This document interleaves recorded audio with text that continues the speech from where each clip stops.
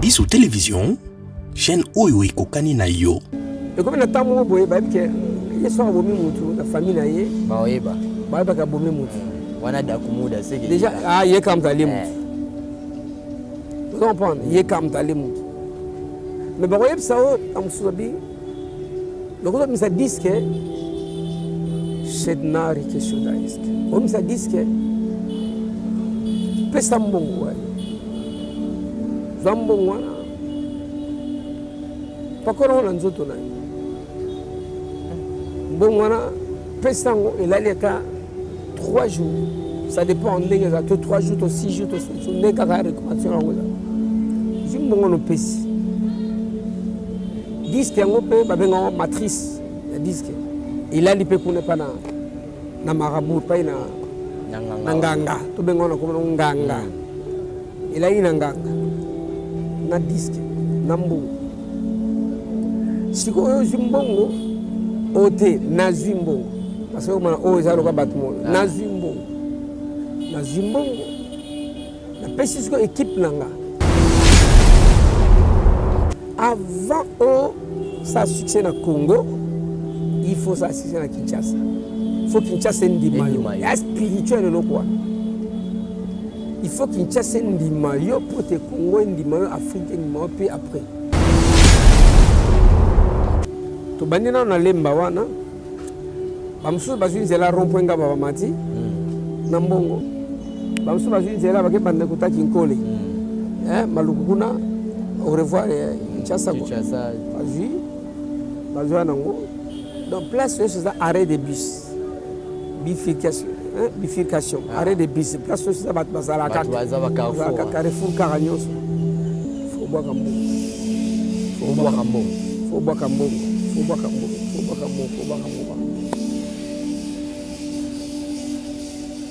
kambo parce que la barre va battre na kaza atteindre au moins mon pour logota et nous sommes pas comme ça la rachat ba tu belo mon ake mutu akufi boko ba comprendre di wuti wapi boluki na famille boluki rien bobite nzoka ba somba ki na nzela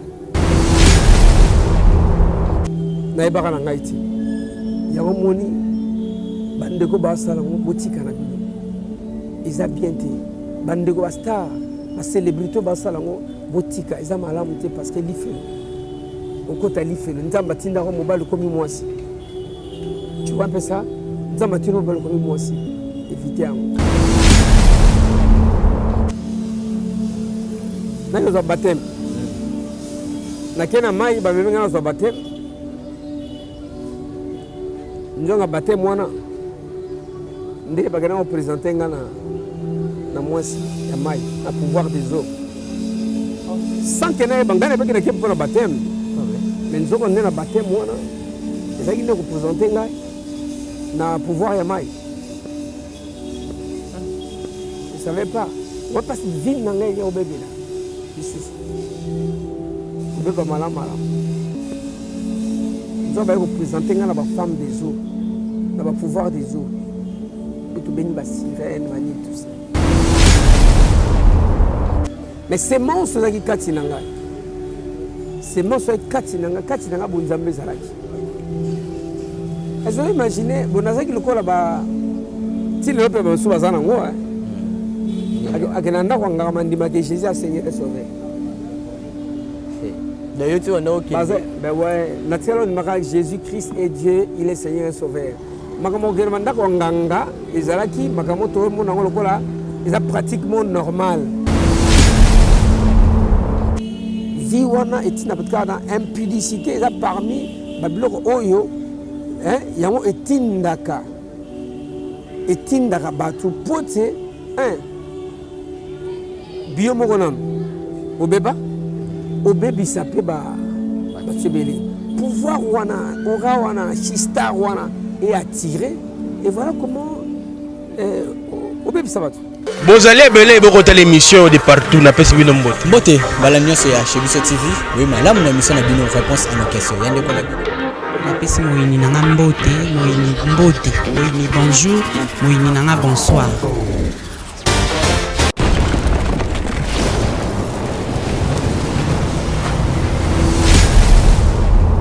chez Bissou Télévision, chaîne oyo ekokani na yo. Heureux celui à qui la transgression est remise, à qui le péché est pardonné. Psaume 32.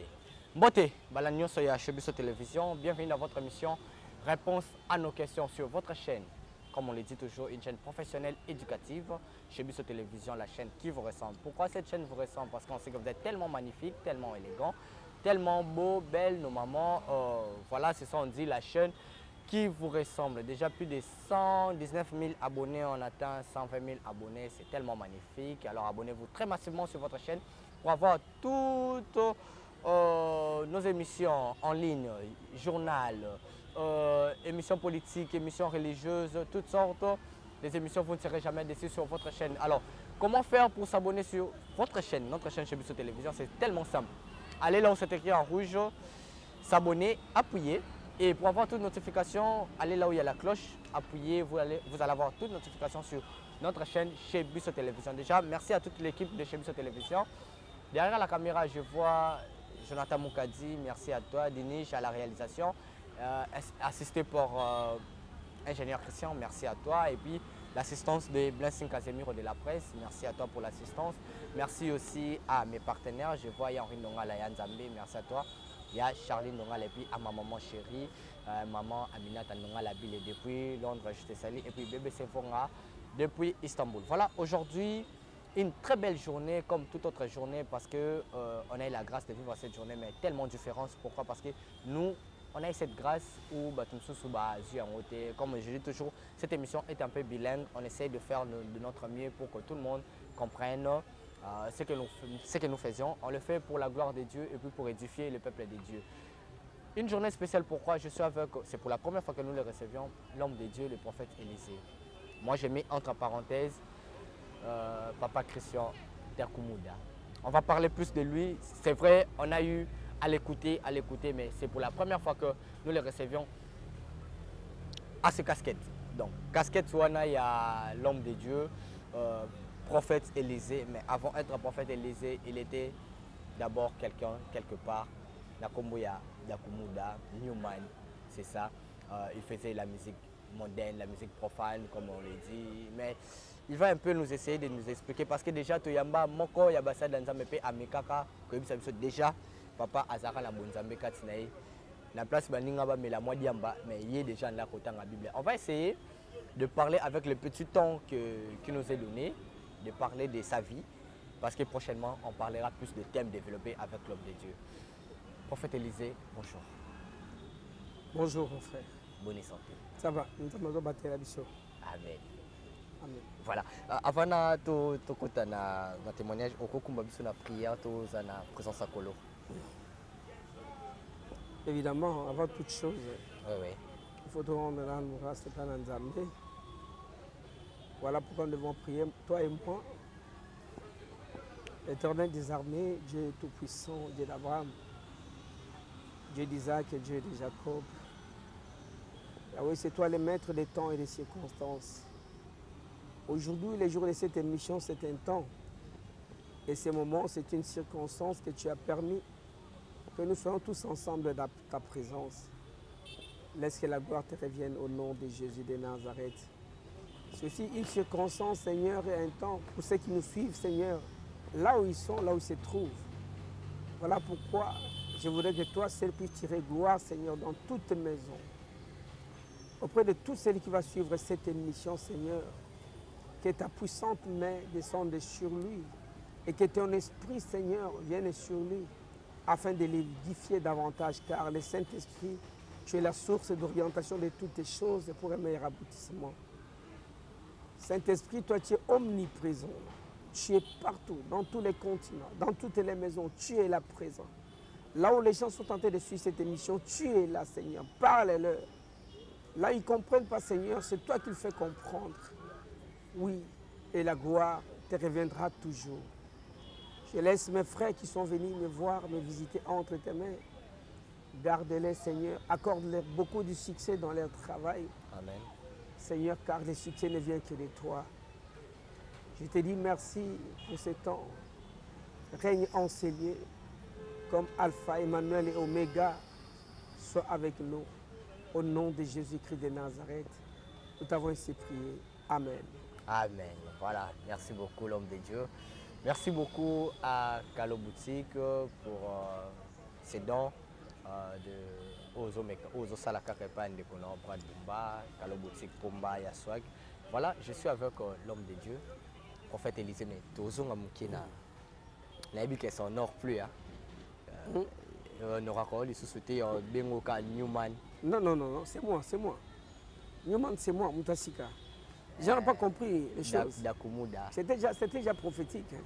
C'était prophétique, mais même moi, je ne comprenais pas pourquoi Nazwa comme Newman. Newman est l'excès Moutasika. Si les loups préfèrent regarder Newman. Aujourd'hui, Nazwa Moutasika, c'est une nouvelle créature. C'était une révélation, mais sans qu'il y ait bango, voilà pourquoi, tant on a joué ta musique, à un moment donné, comme Dakumu, de comme un guitare, Newman. Et les autres qui parce que Newman a eu place. On a compris, on a dit, nous avons dit comment il y a Newman. Tant il Dakumuda, c'est là qu'il y a comme il y a Newman, donc un nouvel homme en Jésus-Christ, Motosika, et voilà, c'est ça. Donc je suis Newman, je suis Motosika. Je suis fier de l'être. Donc on peut te bien un prophète Élisée Newman. Oui, quand tu me bien Élisée, pourquoi j'ai dit merci parce que j'ai dit comme Oyo, je suis joué ordination. Je suis Élisée.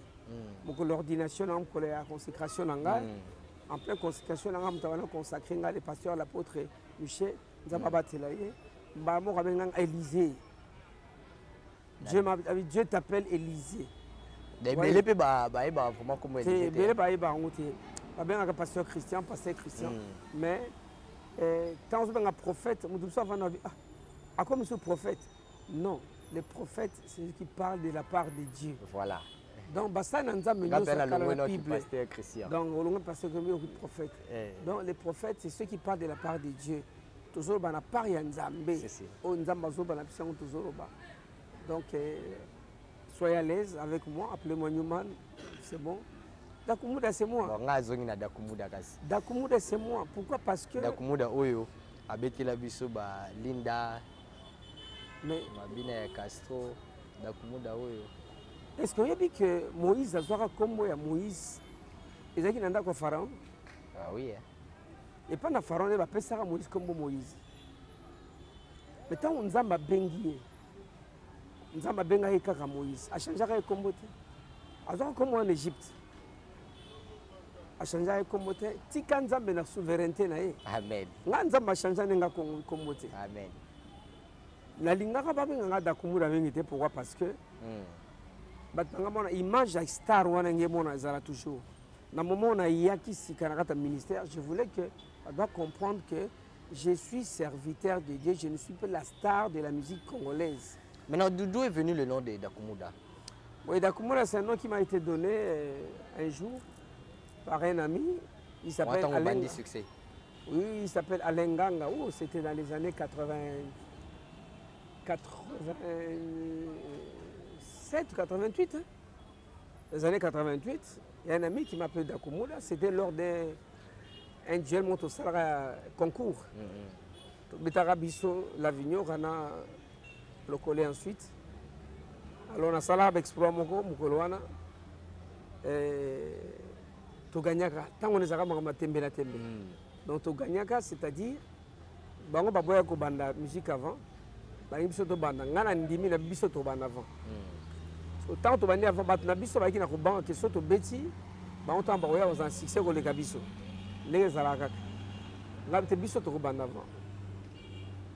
Siko baninga wana balin babite loko yaza leader totika ye toyoka ye loko ya lobine wana to koti zaki na café Géa to koti to beti ambiance zaki totale tango to silisi to kota suka mamoko na s'inspirer na bina synthétiste wana abetera biso son moko boye ya mboka na biso ya Gimbala abetera na piano Taba no betango ngana bandu ko bina.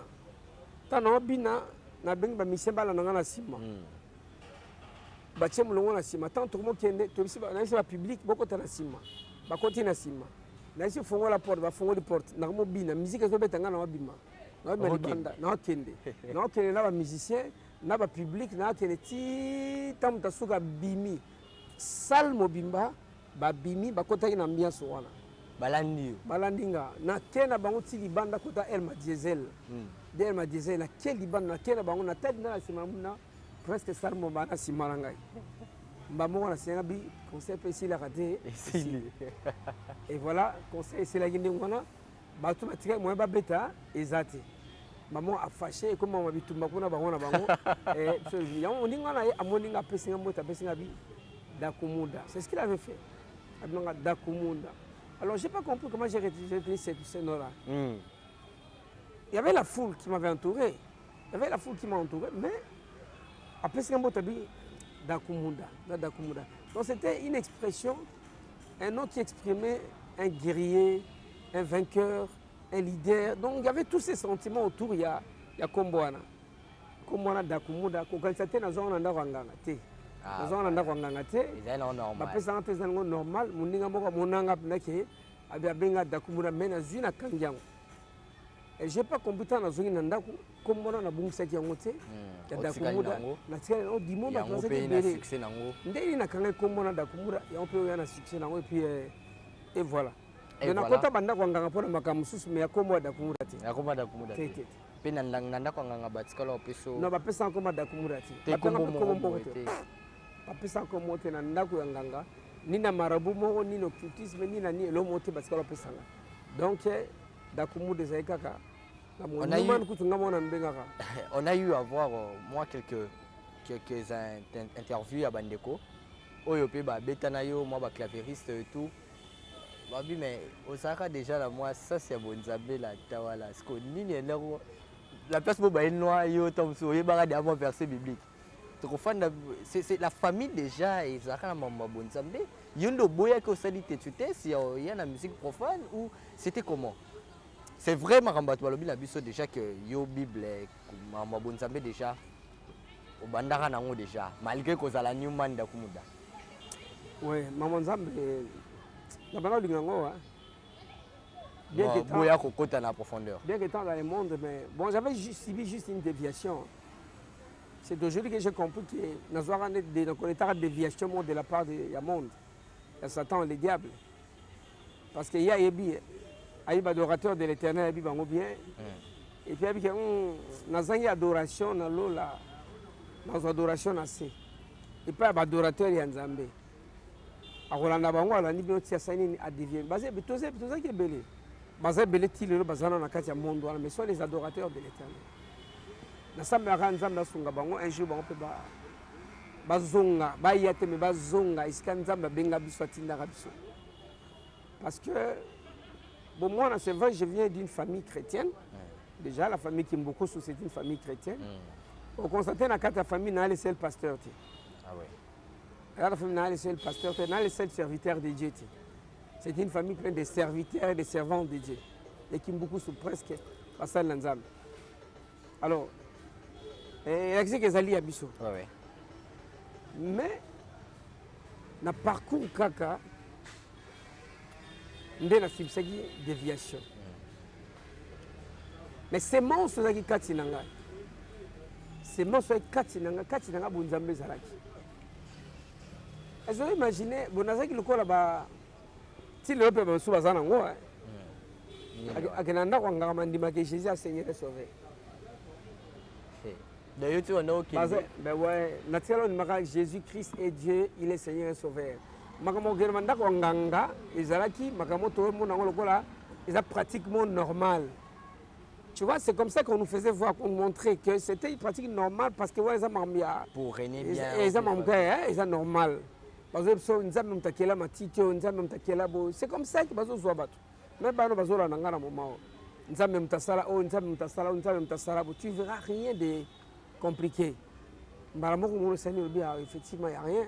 Na mo minda te, na mo mabete, na mo na zaboro pété. Nzoko ndo sani ni okoti. Tu vois? Donc j'avais subi juste une déviation. Mais la sémence il y a Bonzambe qui kati nangai. Beauté n'a pas joie. Hein? Mais ça c'est Dieu. Beauté n'a pas joie pour la déviation là au mitala. Yo. La beauté wana yango na bité okoza mbali kitoko mwasi kitoko dans ozanga koyeba okanisa non eza ya mutu ya succès. C'est ça. Vous comprenez? Na kosala nango epesa nga occasion za na basi belé ils ont occasion za la un succès pour parler tu veux détailler star faut za na basi belé donc yango nde ozomona siko ah nga pensa masanga elongi mwa kitoko na nini na sali nango pe pona nazo la succès Ouais. nzoka ezaki liwa kufa nzoka nde ezali kufa emema biso na bitumba tobuni nango lelo ya combien d'années ya femme de nuit parce que vous aviez accouché avec n'importe quelle fille sans qu'on comprenne au coucher qui n'a rien. Tu vois un peu ça? Nous avons koyeba oh la Bible dit sobo sangani ntoto na mutu soit un ndoki. Ah comment c'est pas ndoki? Ah ben oui. Bandoki combien est-ce qu'on a la coucher là-bas? Dans là il a si combien? On va dire on a qui ndoki ba esprit ma bé na ba semence ma bé au sangana ina ba onzo. Parce que là, tant on a eu molimo na mboa. Molimo na mboa. Lelo par la grâce de Dieu, non, c'est que c'est molimo na mboa. Vous savez quand on dit molimo na mboa, ndeko moko la nanga a ko vendre moni, ola lolo ta mboa. O mboa zolanda yo, mboa su, attention, c'est très dangereux. Comment na mboa azolanda, azolka soit toi sûreté, faut que tu rends ma bonne o bengana wa explique que donc l'esprit impudicité et joyeux et contrôle la vie non au comment on est impudique parce que par l'impudicité parce que la parole de Dieu déclare hein, les autres péchés que vous commettez sont des péchés hors du corps tandis que l'impudicité c'est le péché du corps et ne savez-vous pas que votre corps est le temple du Saint-Esprit donc l'impudicité détruit tout. Le temple du Saint-Esprit, là où Dieu doit habiter. Parce que là où le Saint-Esprit vit, Jésus-Christ vit, Dieu le Père vit. Amen. Alors maintenant, quand tu es dans l'impudicité, tu détruis les temples. Attention. L'église de Jésus-Christ, c'est quoi? Même que ma question est là. Excusez-moi. L'église de Jésus, l'église est telle. Bâtiment temple, bâtiment tel. Bâtiment Jésus-Christ, à ton gars, ils what non? Nzoto na yo mutu. Yo nde mutu. Omoni bâtiment Jésus. Yango yo. Donc keba na yango bâtiment Jésus yango. Ayongo bi que votre corps est le temple du Saint-Esprit. Et alors je n'habite pas dans les maisons faites de mains d'hommes. Ah oui. Dieu n'habite pas dans les maisons faites de mains d'hommes. Attends moni batongi temple ya danger, ya en or, en marbre. Dieu n'habite ni habite pas. Je n'habite pas dans des maisons faites de mains d'hommes. Mais il dit votre corps est le temple du Saint-Esprit. Cela veut dire que votre corps a plus de valeur que le temple que tu as vu là-bas, où on va construire. Voilà. Wow. Votre corps a plus de valeur. Donc Dieu habite dans. Regarde Dieu dans toute sa grandeur. Moi je l'appelle le monde. Moi je l'appelle le monde, Dieu. Parce qu'il est omniprésent. Wow. Omniprésent. Non, il est partout. Il est le monde, lui. Amen. Mais il vient habiter dans toi. Wow. Il habite donc nous autres nous sommes contenir Nzambe na munene na ye. Mais vous comprenez les valeurs en autres na ote. Maintenant Satan nous pousse à l'impudicité. Il nous pousse beaucoup plus à l'impudicité pour détruire ces temples là afin que au comme na yo lelo mo ote bon Nzambe za na kati na ote. Wow. Bon Nzambe za na kati na ote ngo Satan a repoussé biso impudicité. Au moins lisumu moko trop succulent. Ezelengi ko sala ngo lisumu wana. On sentit on a c'est parce qu'il y a une force. Chaque jour faut s'attendre à moi aussi. Mais non, il faut que ça va si, moi aussi. Mais non, mais attends, le sexe devient quelque chose de bon. Hein? Il n'a pas une distraction. Et quand on n'a rien à faire, il faut être. Moi aussi. Là, au moins, si on peut être un bon côté, on va attendre moi aussi dans la chambre. Nous attendons moi aussi dans la chambre, nous allons pierre, nous attendons moi aussi dans la chambre. C'est ça le. C'est ça la vie wana. Vie wana est une impudicité là parmi Babylone oyo hein yango etindaka batu pote hein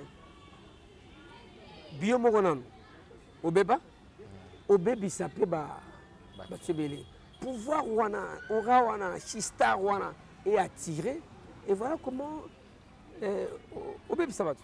Vous avez connu tellement de succès, je dirais international, Kinshasa, Congo, Afrique, Europe. Newman Afandi, Akangi, Dakumuda, les succès. Alors, comment maîtriser le succès tant vous êtes dans le monde Mokili? Qu'est-ce qu'on vous a proposé? Il fallait de quoi Koufa, les sons. Comment vous avez vécu à tout ça? Ah mais non, mais c'est... Franchement, avec les diables, il n'y a rien pour rien. Donnant, donnant. Mais ouais, il n'y a rien pour rien. Si quoi est-ce qu'on a une technologie, on a une technologie qui a avancé. Ils ont occupé ça, ils ont avancé, ils ont changé. Et comme on a tant de gens, il y a la famille, déjà, il y a comme ça, vous comprenez, il y a comme ça. Mais vous voyez, ça,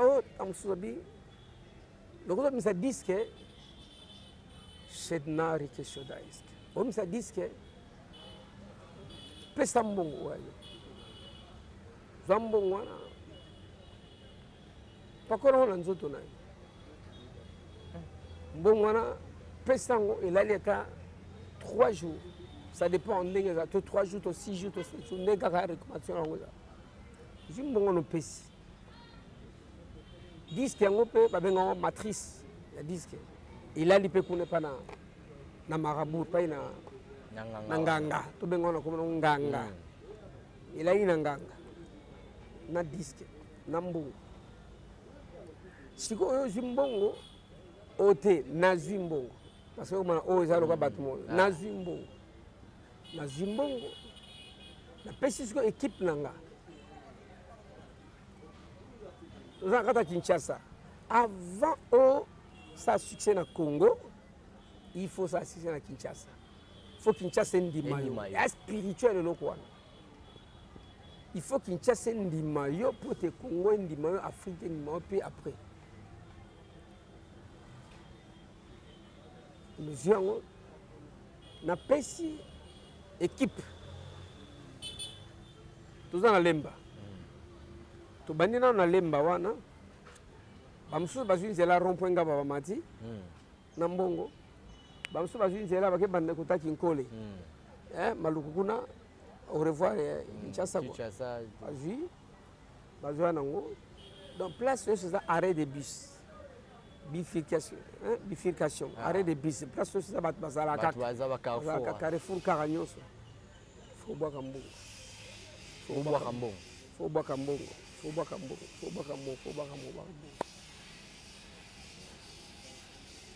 Obaka mbongo parce que na barre ba traîner kaza atteint au monde mon peu ko logota mbongo et nous sommes pas ko sala rachat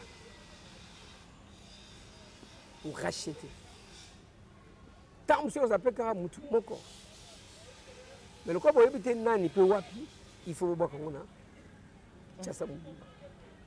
Kinshasa mobimba Misuba Kebanzela ya bandale baluki boye poids lourd azongo na ville baba matizela ipene kuna etibudo kangi na Kinshasa ko bobwaki quand Kinshasa ko bokoti beti na kati ya bandale kasavu wageti et voilà pour rendez-vous tamsu ce soir tokutana na siège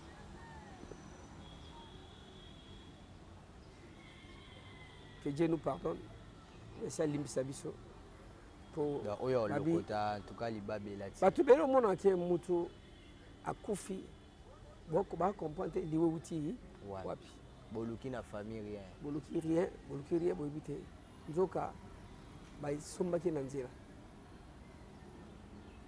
et nyoso na po ba bomaka indice kota famille te po eso papekete parce que yo futi mona opesi mbongo ye mo organiser makamwana nanga ye mo organiser boyo mono sale loko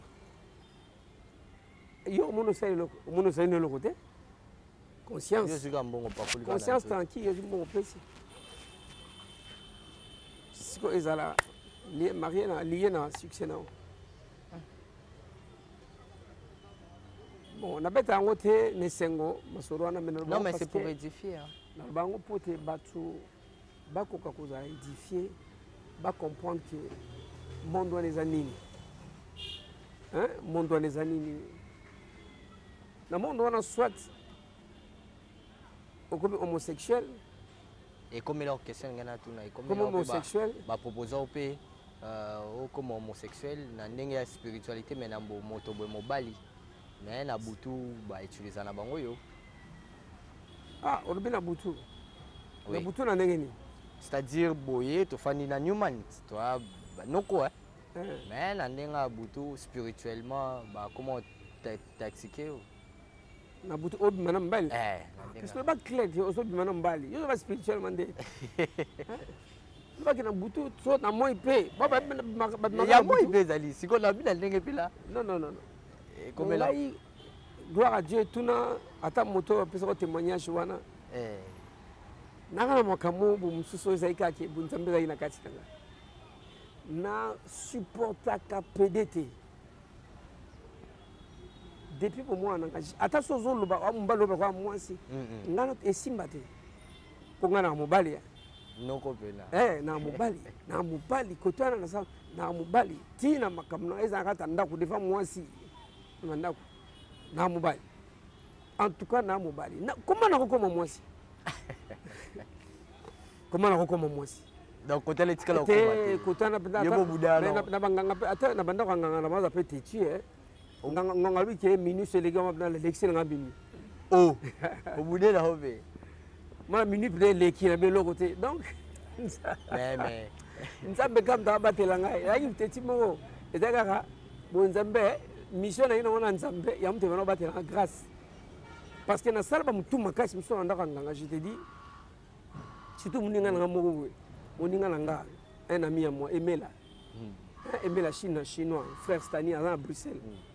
Nzambe abatela mon frère. Ya sa frère na yenda bana to bana une musique ensemble na la vino ya yekutu mtamemanga na la vino. Ni abongwana kitu avanga amsana nzambe bana yonguta avanga. Te tu ya ko sakana te na banda nganga. Acha mo ka tembe. Yé rien. Ata bo pekise o bozo fine tika ka aboni bilo papa boko. Asa ti boni bilo papa boko. O bete asa vantar. Asa vantar mama zo baisa asa ki vantar asa. Boni bilo bo banga nganga bo lenga nganga me yi alenga nganga te. Oh. Mais à quoi ça rend ça nzambe za eloko za kati na ye. Ah oui. Donc nga ba tembe belé na sala pour moi ba bino na on minuit faut les cater. Et minuit les kinango. Et comme rien payé là ma be ko. To sala makamu susu o to yeba te que to za déjà yango mais to ke lukango. Amen. Tu vois, to ke lukango, to ke no kobebisa bomo ina biso, nzoto na biso na makambo to za déjà yango. Mais na kobebisa bikila wana etikala comme le moi problème te même na orchestre. Rien, il a ngate o na bebisa ke kila bo. Mais na kiteti.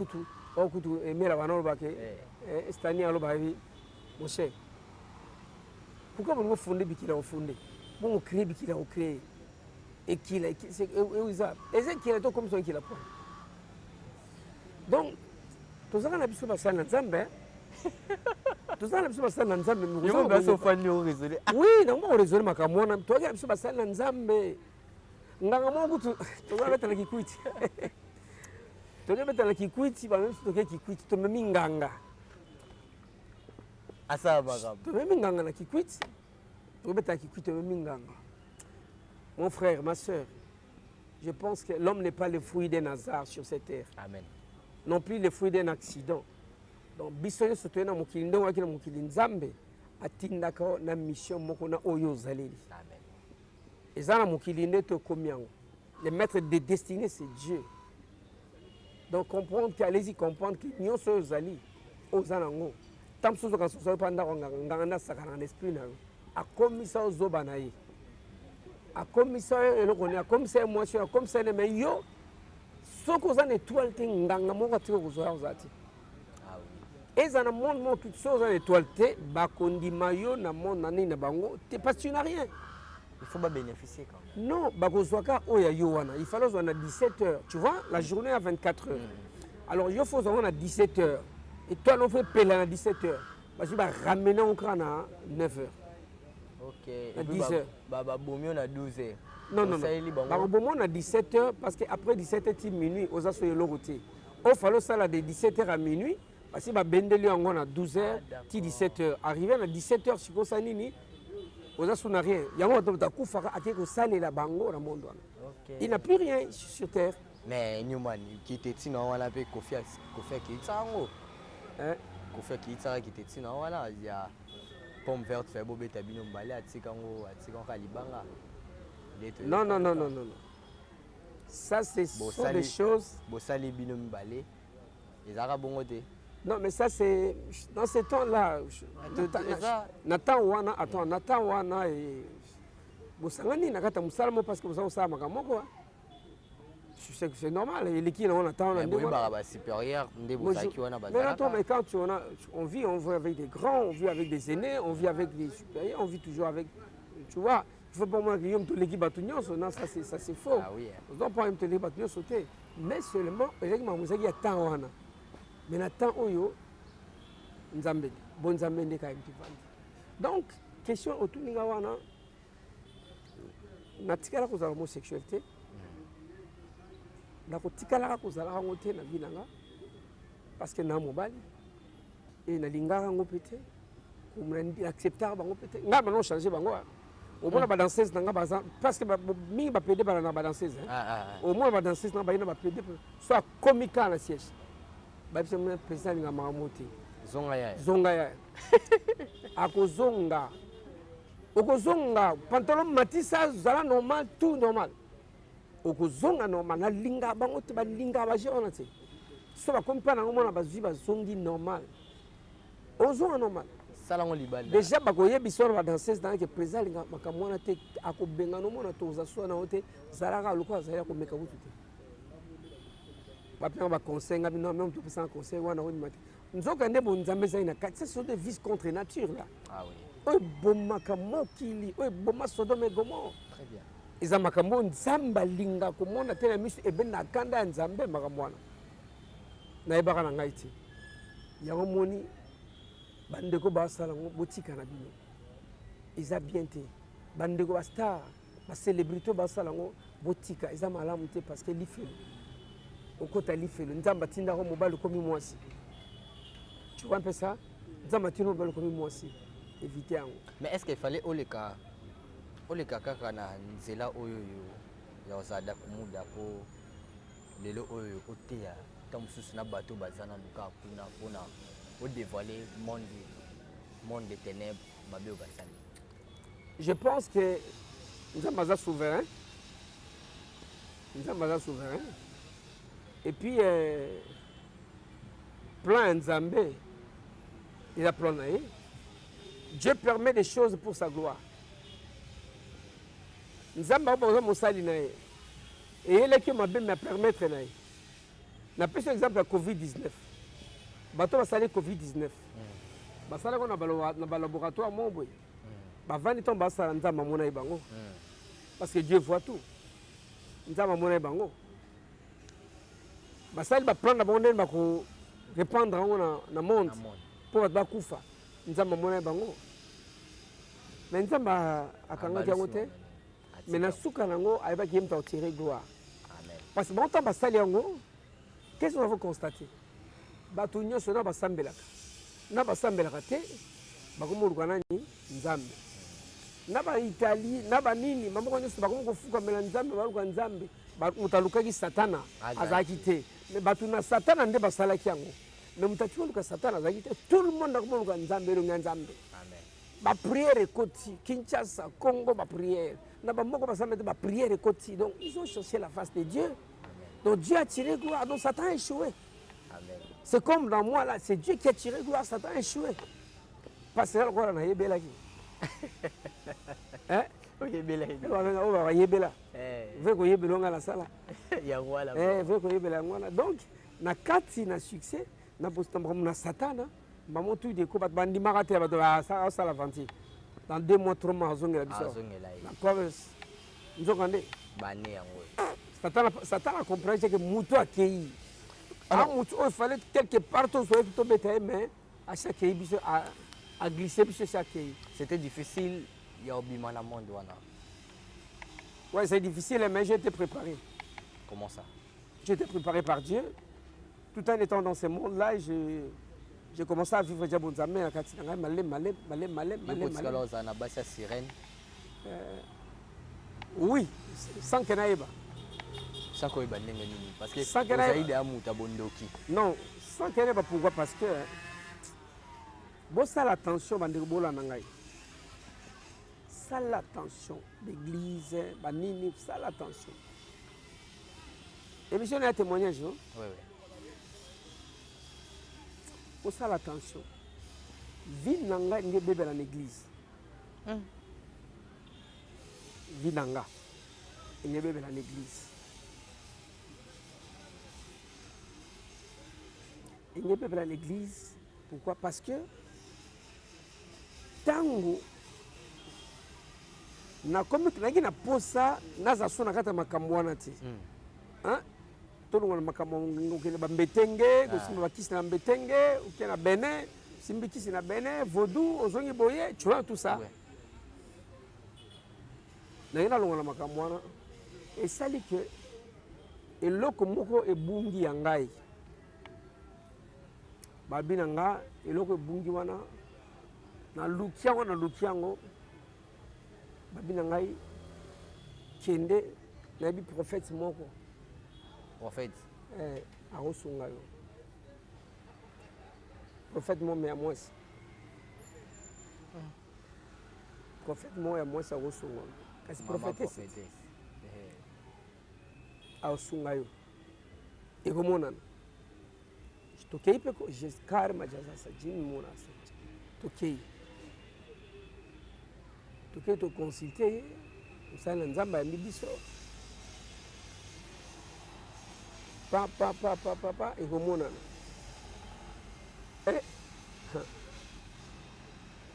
a donc, quand il y a un instrument à battre.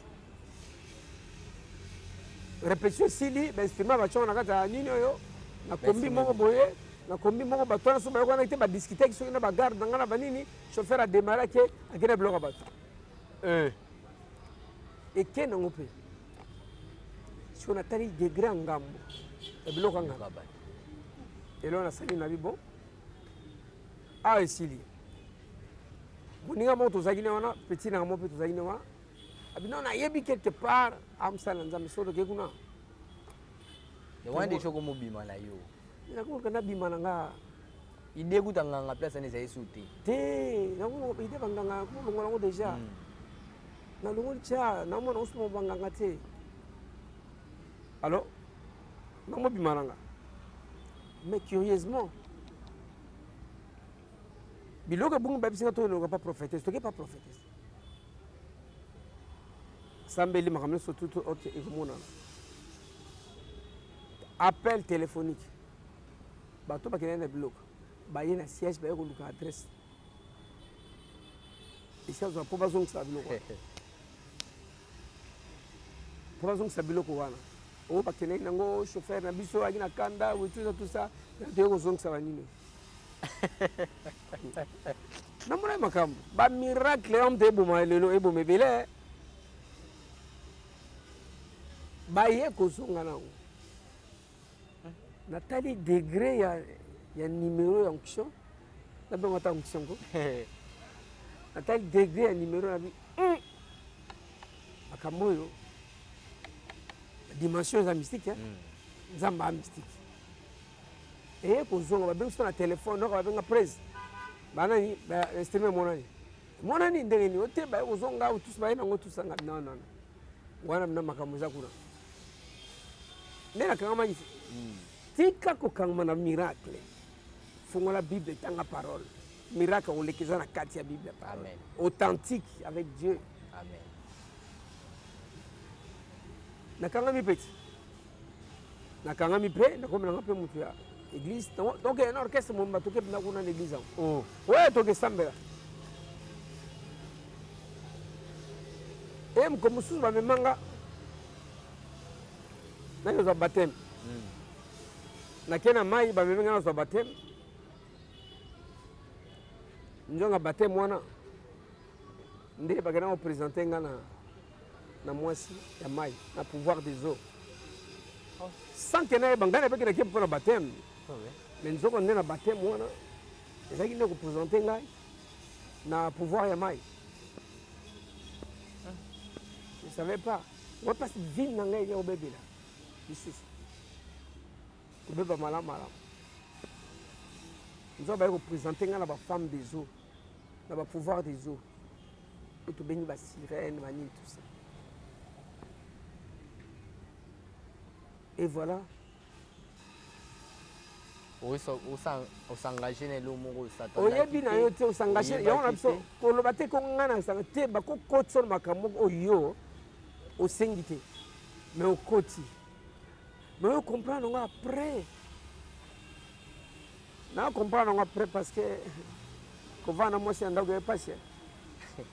Attends, mais sans que tu le veilles, ah oui, sans que tu le veilles, tu vois, tu es tout le temps parti. Tu es tout le temps parti. Tu es tout le temps parti. Tu es tout le temps parti. Tu n'as pas le temps pour ta femme à la maison. Oui, oui. Tu n'as pas le temps pour ta femme à la maison. Tu es tout le temps parti. Et puis, tu es mieux ailleurs, dans l'impudicité, c'est bon, mais chez toi à la maison, non, parce que quand il y a la vie, il y a normal, il y a correct, non. Il faut que tu vives l'impudicité, les vagabondages sexuels, tu vives ça. Et c'est ça, Satan, il prend gloire, il tire gloire. Tu as les succès, c'est ça. Maman, nous coûtons à l'église. Hein? Ah ben mais oui. On a quelqu'un dans mon église, mais tu as la place, vie, et on a collé sur Koyo, moi aussi, il y a maïs, sirène. Et on l'a, ma femme, les nuits, malade, on l'a. Eh. Ah ben mais attends. Moi j'ai fait ça. Hein. Je fais ça. Je vais vendre le soir, il y a tout de suite. Non, on a quoi de choses, on a quoi de choses, on a bougé ça. Zamba soka lokumu ya mwenga mama nzambe na sana j'étais na ni nzambe makasi parce que vie nanga so nzambe za compliqué. Déjà il m'a tiré de l'enfer là, j'étais déjà au enfer. Oui. Il m'a tiré de l'enfer. Basusu basala vie on a sala ba kufa kana vie yango. Suite na bango za nini. So babongo na kateza grande tribulation, on a déjà suite la grande tribulation et puis ceux qui va occuper tes enfers. Les bassins étant des faits. Oui, oui. Tu vois, on a bien. Il y a ce qu'on aura passé, il y a ce qu'on a essayé. Il y a l'Inganzambe et Bélé, ma casse, l'Inganzambe, l'Inganzambe. Donc, voilà le témoignage, c'est ce qu'on a beaucoup fait là. Il y a un peu de temps, vous avez accro à un miracle, faites attention. Miracle, c'est un miracle. Oui, c'est vrai, Dieu fait des miracles. Hein. Oui, oui. Dans ce miracle, attention à la prophétie. Prophétie, il faut l'examiner au regard de la parole de Dieu. Là, au regard de la parole de Dieu, est-ce que le balanzambe, il faut l'examiner. Mais le plus grand miracle, oui, oui. comme Jésus-Christ dit, une génération méchante et adultère, il ne vous sera donné aucun autre miracle que celui du prophète Jonas. C'est ça les miracles, les grands miracles. Vous cherchez les grands miracles. La personne qui est devant vous. Tu vois la personne qui est devant toi. Je suis les grands miracles. Je suis les grands miracles où ils osent là. La transformation. La repentance, la conversion, changer les cœurs, tu vois, donner son cœur à Dieu. C'est ça les grands miracles. Tout en étant jeune. Les miracles, les Jonas. Voilà. Les miracles du prophète Jonas, c'est d'amener le cœur de l'homme à la repentance. C'est le plus grand miracle qu'il y a là-haut. Amène ton cœur à la repentance. Répands-toi. Quand tu me vois, dis-toi, voilà, je vois le miracle. Il y a un miracle. Il y a un miracle dans le Jiloubanim. Bishima. Bishima. Na soye les années Madjabou. frère miracle na Swahili za nini? Majabu, miracle na Swahili. Miracle. Majabu. Majabu eh. Benga hata majabu. Prophète Majabu. Benga hata majabu. Wow. Benga hata majabu. Bo benga hata majabu. Majabu nyuman. Majabu nyuman. Prophète Majabu nyuman. Benga hata majabu. Hata majabu kaka nyuman te. Bo benga hata parce que miracle ça. Amener le cœur de l'homme à la repentance. C'est se détourner du mauvais chemin pour suivre Jésus-Christ. Donc, on a un boubona balou qui n'a pas non. Et non, il y a un masumu parallèle. Il y a un mukili parallèle. Il y a un balou qui n'a tiki na zongi. Wow. Donc, il y a un miracle. Il y a un prophète, il y a un miracle. Délivrance na yo. Délivrance. Bah. Na quoi tu as 200 fois. Bandoki ya sort. Ouais, mais la délivrance, on a la quoi? Délivrance, la délivrance.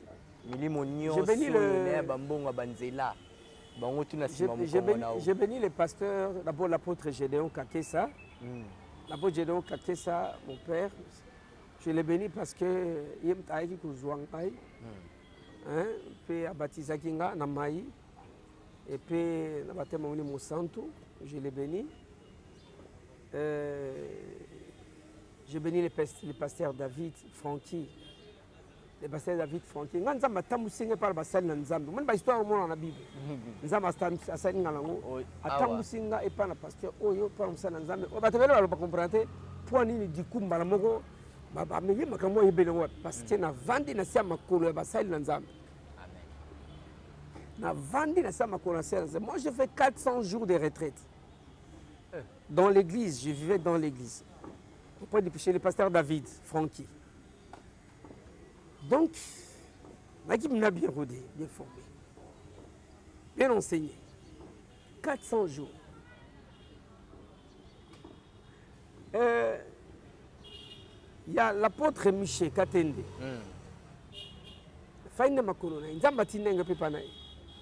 C'est un père pour moi. À ça, qui m'a sala ko sala pour ngai. Ordination.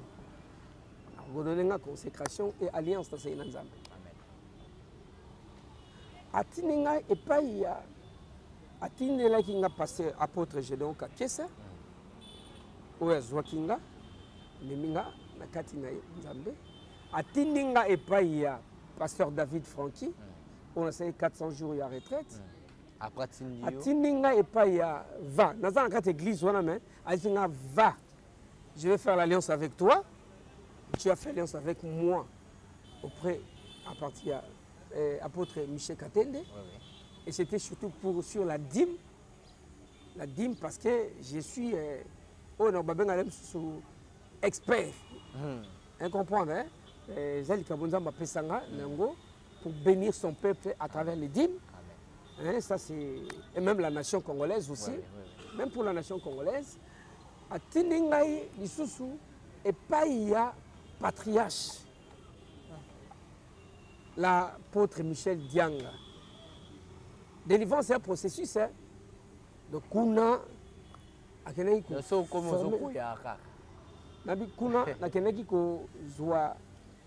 formation, il y a classe. Ah oui. Tu vois, il y a classe, il y a Moussa Nzambe, il y a classe. Classe, où il y a Tanga Kuna. Nous sommes capables, il y a partout dans le monde. École Wana, ils sont International School of Ministries. Ils sont américains. Ils sont école qui a leadership. École de leadership dans le ministère public. Ils sont, sur l'internet, nous avons ISOM, nous avons recherche au monde. Ils sont bon à Christian University à Washington. Donc, on a une classe qui leadership et ministère public. Ils ont une licence dans le doctorat. Ils ont la graduée licence dans le doctorat. Donc, quand on n'a pas de patriarche, ils ont 20 ans. Et puis, délivrance au processus, au Congo, on a appelé Sous. Parce que Bitumba, ils ont tous les temps, tous les temps. ba o wana pe bande ko réclamer yo ba te osa ya biso awa pe baba ya biso. Absolument. Délivrance tanga et soit qui na combien de niveau qui n'est qu'on a que prière na rata ka pantalon noir na chemise en noir. Oh. Oui point. Point. Pour ne venir en quoi nanga.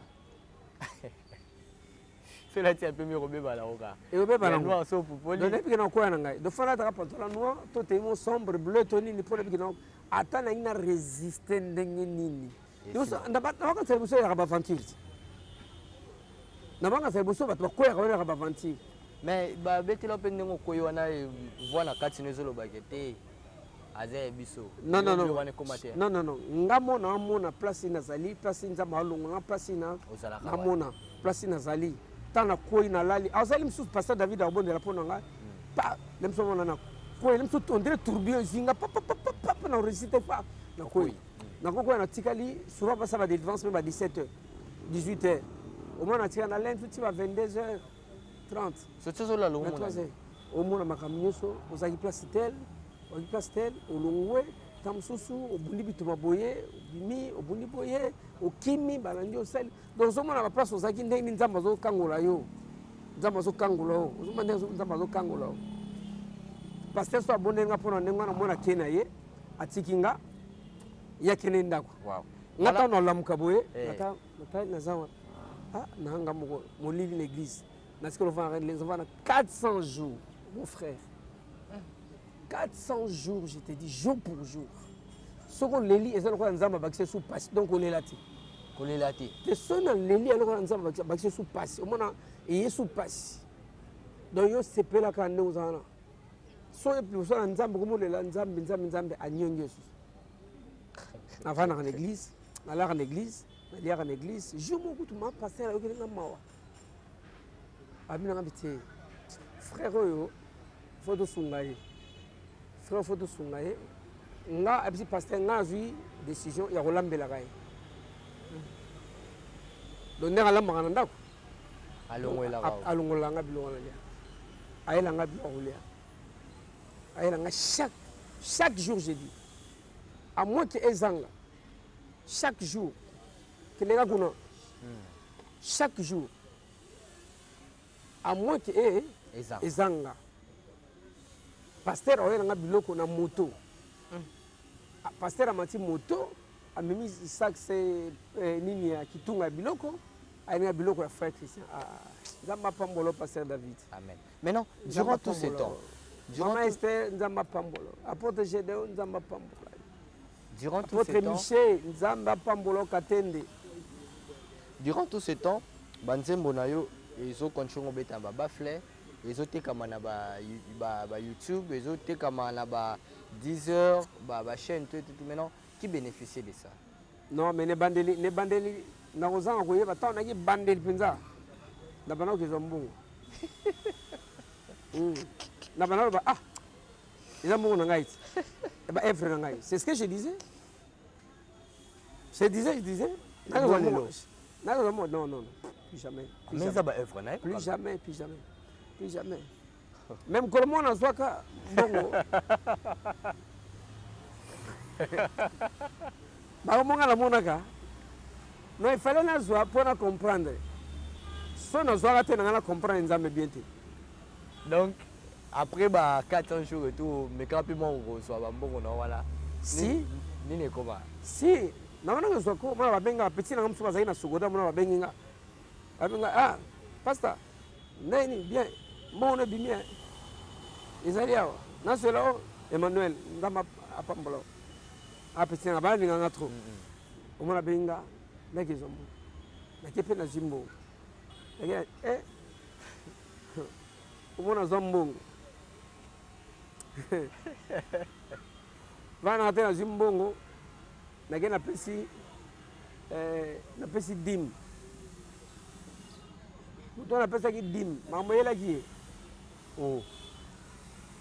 Abungisa na mbongo na téléphone na ba yibena ngu téléphone na mbongo na ye azaki na ngwa yemoko na sac na ye ba yibaye après na sima ngamoko mamona mona je te dis vie kota na mobulu moko kosakana te donc kaka ndenge nazwaki mbongo wana ndenge mbongo donc na perda isusu ya kosakana te. Et l'Éternel me disait déjà, Dieu me disait que tu n'as plus droit à ça. C'était après un bon bout de temps, hein, les bandélis. Donc les erreurs, nous les commettons toujours. Dans le ministère, tant qu'il y a des bandélis, les Salaka, au Saka Bérer, hein. Il ne faut pas que tout le monde ait un ministère qui est Salaka bien, parfait. Non. Bérer, n'a pas un ministère, ils ont rango. Donc j'ai parlé de Bérer, n'a pas un ministère. Parce que l'argent là, je ne pouvais pas aller chercher ça. On comprend, n'a pas de Nazuela qui a un. Un ministère, on a pour nous un bon. Donc, il y a un fanatique à rango. Maintenant, comme ça, oui, c'est vrai, mais quel est le pouvoir qui a animé le bloc? Donc, je ne devais pas causer un bon. Donc, le lot a milliers de vues aux anango, les a consommés. Non, non. Ça, toutes choses anciennes sont passées. Toutes choses sont devenues nouvelles. Hein? Je m'arrête plus au passé et puis voilà. Là, j'avance avec Dieu. L'album que j'ai fait maintenant là, je vais gagner. Je vais gagner l'argent, je vais gagner droit d'auteur, je vais gagner à Sokoda, toujours on a Sokoda, mais avec ma œuvre Oyabunzambe, Dieu va m'aider. Et puis ça va me belé, il y a ma casse. Tu vois? Non, bon, on va glisser. Moi, je viens chercher mon argent. Ils ont droit, c'est droit d'auteur. Vous comprenez? Ils ont droit d'auteur, mais il y a ma œuvre et ça na bon Zambé. Avec l'esprit. Le problème de la musique, c'est quoi? C'est le thème de la chanson et l'esprit qui anime la chanson. Le thème de la chanson devrait être un thème édifiant. Et l'esprit qui anime la chanson, le Saint-Esprit, l'Esprit de Dieu. Là, tu es correct, c'est bon. Tu vas avec dans une société, il y a droit d'auteur,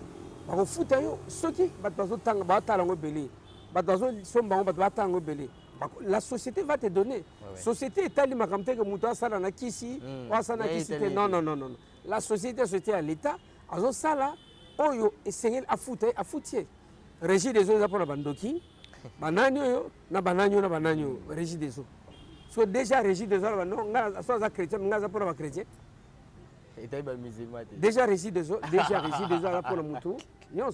Voilà, on est arrivé vraiment à la fin, mais une question pour clôturer et puis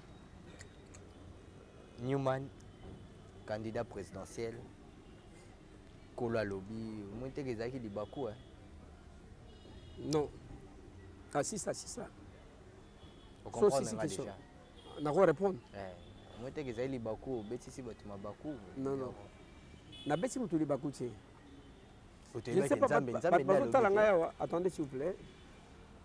Bazo talanga ebeli bazaba talanga sikoyo. Ebeli bazaba pe momona nzamba alakisa bango. Nzamba lotisa bango pe. Nzamba monisa bango pe obazali. Bazwa pe bambongo na bandoto. Batiko simbango te. Nzamba lobe ba pe basani nzamba basambela pe asolo.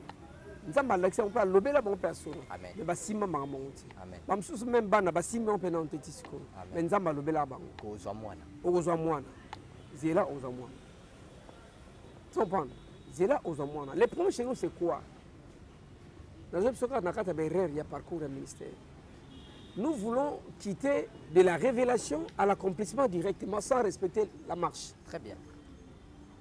Tu vois? Très bien. Nous voulons quitter de la révélation à l'accomplissement, à la réalisation, sans respecter la marche. Très bien. Et l'impatience, cette impatience-là,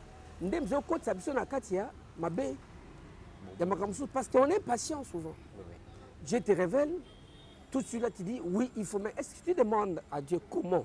C'est ça. Il faut demander à Dieu comment. Le comment, c'est ça la sagesse. C'est ça. Dieu peut te montrer ce qu'on appelle comment dirais-je, la vision.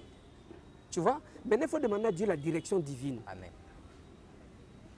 Mais nous, on a voulu quitter de la vision à l'accomplissement. À l'accomplissement, non, tu vas te casser les dents.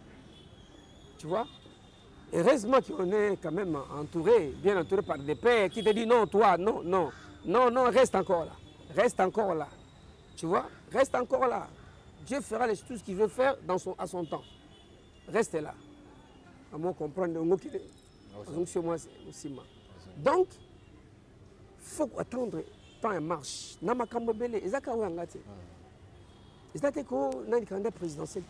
il faut te temps et marche de respecter. Demandez à Dieu, tu m'as dit que je serai ceci, ou je vais avoir ceci, comment y parvenir. Le comment là, c'est ça la sagesse, c'est ça Dieu. Merci beaucoup. Tu vois, les comment là, c'est ça la sagesse. Nous, on a manqué le comment. Voilà. On a manqué le comment, on est allé directement de la, comment dirais-je, la révélation à l'accomplissement ou à la réalisation directement. Or, ce n'était pas bon pour Wananzambe. Il faut respecter le temps de marche avec Dieu parce que Dieu n'envoie jamais quelqu'un en mission sans préparation. Très bien. Vous remarquez, dans la période où on a Nalbaki qui n'a se prononcé comme candidat, le président de la République, Nasiko, n'a tellement belé dans Zambie, il y a ma casse. De la Siga, ma Kamwana, Fana Salango.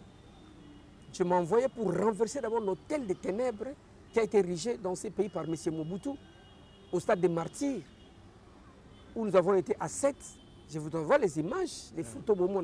Nous avons fait 7 jours et 7 nuits au stade des martyrs pour renverser l'hôtel des ténèbres qui a été érigé par M. Mobutu. Quand il a eu à tuer les 4 conjurés, Emmanuel Bamba, Mahamba, Kimba et Anani, ce n'était pas une condamnation politique. Et Dieu me dira que c'était un sacrifice pour ériger cet hôtel-là, afin de faire partir Israël. Si on a entendu, on a comme un priest. Donc, on a belé ça qui on a fait mayo. Nous avons malade 7 jours dans le stade de martyrs. Bon, on a une photo, on a personne pour boucher en nous. Image joana. 7 jours, 7 nuits, na mono na gomo na bunda pour na Congo oyo. Tout ça qui 6. Depuis l'époque où Mobutu Bakindoku et Salama wana ba to ba panda tout et tout. Donc hôtel où basalaka wana na stade de martyrs. Nzambe ndi apesanga mission na bandeko ya fédération au Nigeria pour que tout ça nini tout nous renverser. C'était ma mission. C'est alors que j'ai compris pourquoi Nzamba kataranga na bagloire au monde pour Nayana, parce que j'avais une mission, elle m'a cassé d'avoir pour cette nation. Voilà pourquoi je dis que, on a déclaré que la guerre à l'Est début 2021, pour tout ça, la décennie où on a, 2021, la guerre à l'Est est ici là. Et je l'avais dit. Ma commande mettait mes simpliste, ça paraît plus simpliste parce que mon athée, mon mototé, mon l'autre. Mais c'est ce qui sont à fond, le mieux à comprendre. L'hôtel a été renversé. Les journalistes qui ont assuré que retomber au stade de martyrs. C'est ce qu'il était venu ici. Il a dédié la nation à Dieu. C'était un message pour dire aux chrétiens que c'est votre temps. Prenez à bras le corps votre pays. Mais jusque-là, les chrétiens sont distraits. Ça ne suit pas. Il n'y a pas d'accompagnement. On est en train d'observer, de savoir. Fatia Salim Mabenini. À côté de Mabé. Il parle comme une formation. Il parle comme une nino. C'est votre temps. Prenez votre Prenez votre pays. Dieu vous l'a donné. Christ, un président qui confesse Jésus-Christ comme Seigneur et Sauveur, il donne la nation. On a pas mon Christ, on a à gauche et droite. On a tout à l'heure qu'il y a un nimaka. Les habits tombent, on a ça qui n'a pas de soukanango. Nous avons une bande. Nous avons une bande. Nous avons une bande qui est Christ. Nous avons une bande. Bitumba. Le parcours est destiné. Donc, l'hôtel a été renversé. Et l'hôtel au Congo, ils ont sous-souté. Parce que le jour, et le 1er juin 1966, c'était le jour de la Pentecôte. Et le jour de la Pentecôte, c'est le jour qui est censé être le jour de l'effusion du Saint-Esprit. Mais le jour-là, on a assisté quoi à l'arrivée de l'Esprit des morts. Et le Saint-Esprit s'est retiré de cette nation et est parti comme socle. Il n'y avait plus l'esprit socle de cette nation, dans cette nation. L'esprit socle de Dieu était parti de cette nation. Et l'esprit des morts est venu prendre place. Wow. Tu vois? Donc, c'est pour dire que Makamoros, Dieu prépare toujours. À préparer. Mais tant que nous avons l'action, mais il faut diriger beaucoup. Mais on dirige beaucoup. Ah oui. Tant que nous avons place, il faut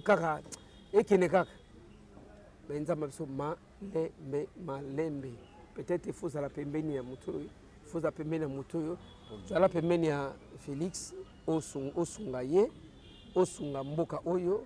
Joseph, il est à gérer Mboka, sauver le peuple naïe, vous voyez. Et Mardoché, on prend David, on prend Esther.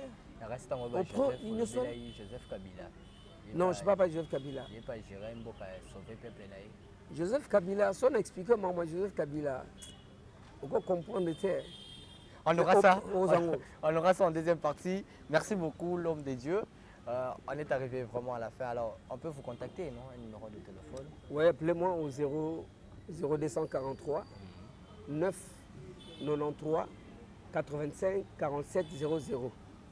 09 93 85 47 00 ou encore au 084 437 85 86. Ouais, bon, Ozanga Moko Mbaramoko Ozana, on va parler prochainement de ça. On va parler du parti politique Ozana, parti Nangai. Pour les envoyer au maximum dans la gestion de la République. Donc, je pense que Dieu vous bénisse. L'heure est arrivée où les enfants de Dieu devront mettre debout parce que lève-toi. Vous avez qui n'a pas qui s'y a pouvoir il y a président c'est ça franc-maçon élimination. Non, pouvoir président c'est ça Nzamba David, Nzamba Josué, frère. Nzamba David, Nzamba Josué, Nzamba Mardoché, Nzamba ya Daniel. Nzambe oyo ya Esther, Nzambe oyo ya roi. C'en est fini pour aujourd'hui. Merci beaucoup, Pasteur Christian Newman. Bakosi biso tulo. Ote foko takana nga pozo ni lokuta Nzambe ndem takira liko na azo contrôler tout sauf rien. Ndanga zola la. Ndanga zola kisi. La Kofi ndenge ya mona jana. Ah vraiment. C'est Nzamba sunga ye tana epe ekoka. La Kofi atali pe.